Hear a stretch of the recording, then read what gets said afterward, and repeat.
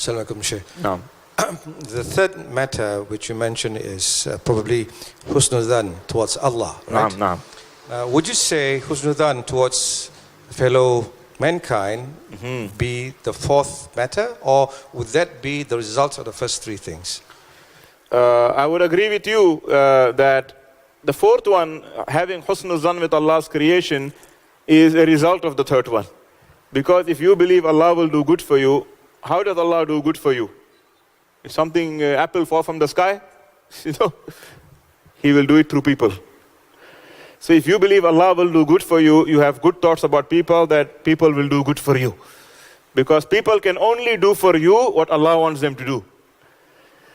So you will automatically think good of people because Allah will make them do, you believe good. Yes, if somebody did bad, then that is an exception, they did. But you always think good of people. And I gave the example of Sayyidina Umar. Sayyidina Umar came to Rasulullah's door.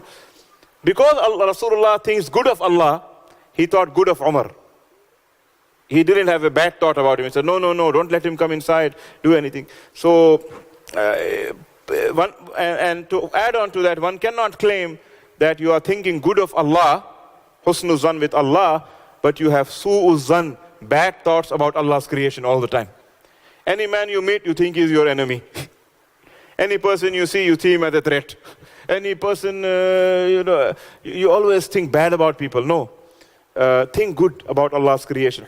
There's a hadith where Rasulullah said, khaslatani ma fawqahuma khaslatani shay'un min al-khair. There are two qualities, there is nothing better than them for your heart. Hadith. There are two qualities, there is nothing better than them, meaning for your heart. Because they are actions of the heart. They are not actions of the hands. Thinking about somebody, you don't do it. I don't think with my hand.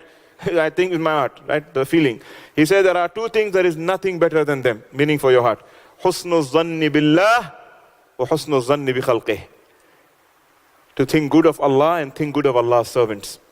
The thing is, if you think good of somebody and they turn out to be bad afterwards, you will still be rewarded for thinking good. Allah will still reward you because you thought good, even if they turned out bad. But the opposite is also true.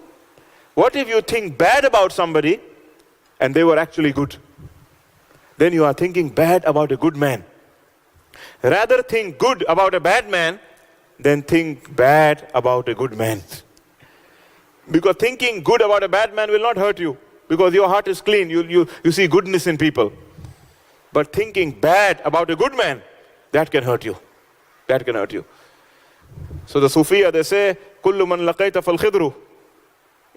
Whoever you meet, think he is the Khadr. Whoever you meet, think is. Imam Al-Ghazali said, whoever you meet, think is better than you. Anybody you meet, you think is better than you. If he is older than you, you say he did more good actions than me. If he is younger than you, you say he did less sins than me. I am making sins for 40 years, he only 20 years.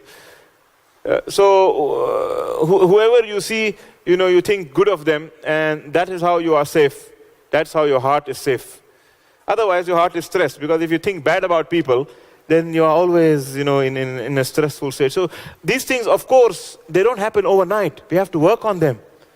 It is not, I give a lecture tonight and everybody's heart is 100 clean in overnight. That is not. These are points that we have, these are lessons we have learned tonight. We have to work on them, work towards them. We make them our goals. Anything you hear from any imam and any shaykh, it is a goal that you make and you work towards that. You work towards that.